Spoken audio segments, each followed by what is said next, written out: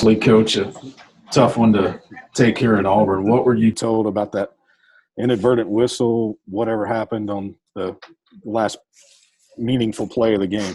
I was told it wasn't a backwards pass. So you were told it was not a backwards pass. That's what I said. Okay. Thoughts on how tough your team played? Sorry. Sam, what did you see from your perspective on the spike play? Same thing you did. The ball went backwards 6 yards.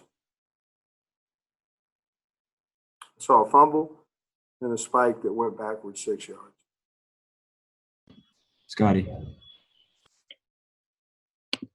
Yeah. Hey, Sam, if you could just, I guess, tell us what you saw from Felipe tonight, over 300 yards passing, 4 touchdowns. Looked like he gave you guys a lot of toughness.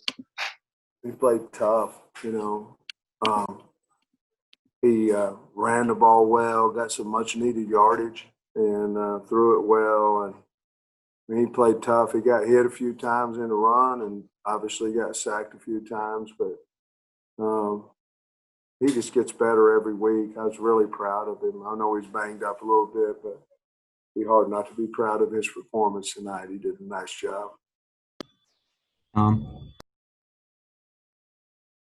Sam, not much offense in the first quarter, but you really got it cranked up after that. What changed? What did y'all start doing? I don't know.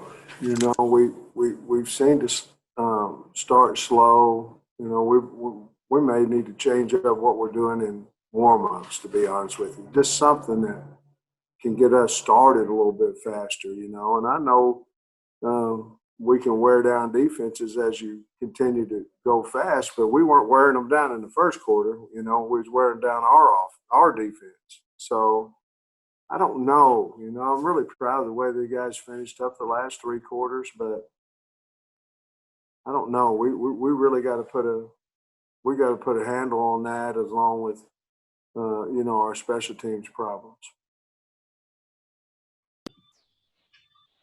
Nikki. Coach, what did you say to your players in the locker room after that kind of ending?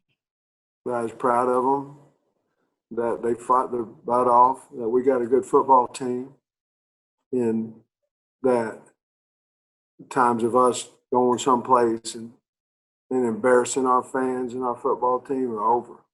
And I was proud of them, and that's what I told them. Tricia.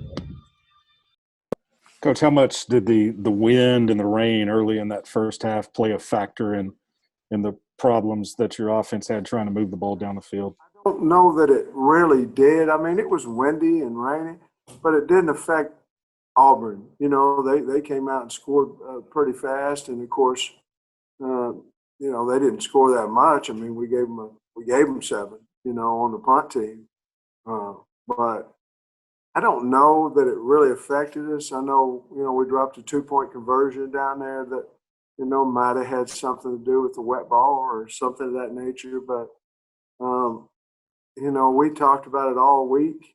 We showed tusk in a puddle of mud all week, and we knew what we was getting into. We didn't execute early in that. And, of course, I think that was probably part of the reason why we muffed the first extra point as well.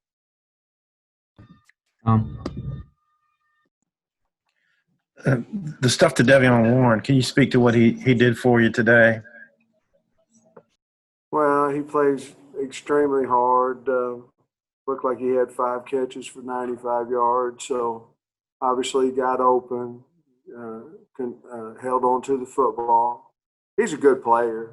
Obviously, we'd like to get Burks back at some point, as soon as we can. But Davion sure has done a nice job of since he's got his opportunity. Sam, when you got the ball back with about 2.5 minutes left, was the plan all along to keep the ball on the ground and force them to use their timeouts, or was there a thought to maybe try to pass and get a first down there? The plan was to run the football and then make a decision on 3rd down. What we to go win the game or not. The problem was it was 3rd and 12 or 13 or something like that. And I thought, well, maybe we'll just get them to burn their last time out and see if we can hold them to 2 minutes or so. Hindsight, I don't know if I'd have tried to win the game right there or not on 3rd and well, I would have since we didn't win. But at the time, I thought maybe we could get a nice punt and keep them out of field goal range. And they did a nice job with their 2-minute offense with no timeouts left. I don't know if you've got more questions in the chat, Tom.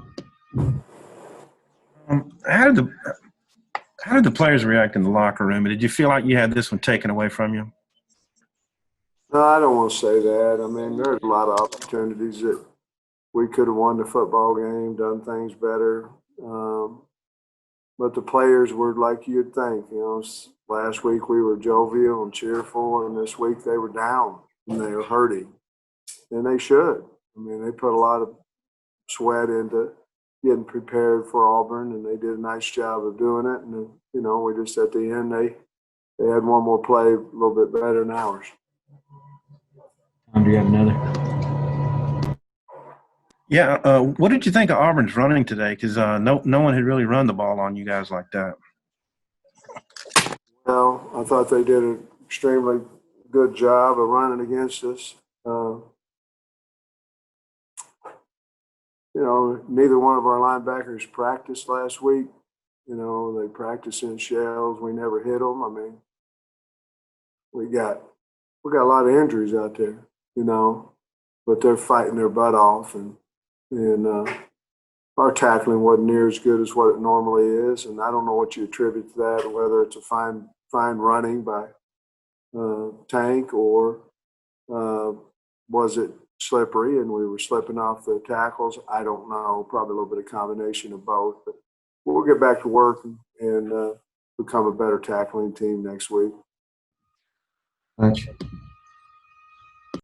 Say I had a couple of special teams questions. One, it's the second punt you've had blocked. What did you see on that? And then also, what's contributing to all the illegal formation penalties on the punt team? Well, they had us where we weren't moved up on the line of scrimmage, and that we were too deep. And it was several times. And we tried to correct it, but obviously we didn't get it corrected. And that, I believe, is the first time it's been called this year. So we have to make sure that we're moved up, and people are going to try to block every punt we freaking punt until we figure out how to freaking protect a punter. And we need to do that. Gave up 7 points, kick the ball out of bounds, whenever we're trying to hold them to no field goal. We got to get better. Great shot. Coach, I saw you and Burks talking before the game. I know Boyd didn't make the trip. Monteric Brown didn't make the trip. What's the status on them moving forward? I don't know.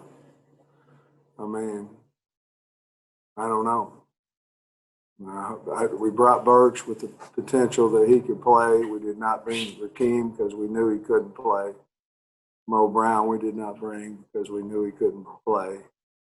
But, I mean, I really don't know. If there's a chance that they can play, we bring them on a trip. And if there's not, then we have them stay home and get treatment. So I'm honest with you here. I don't have a clue when they'll be back.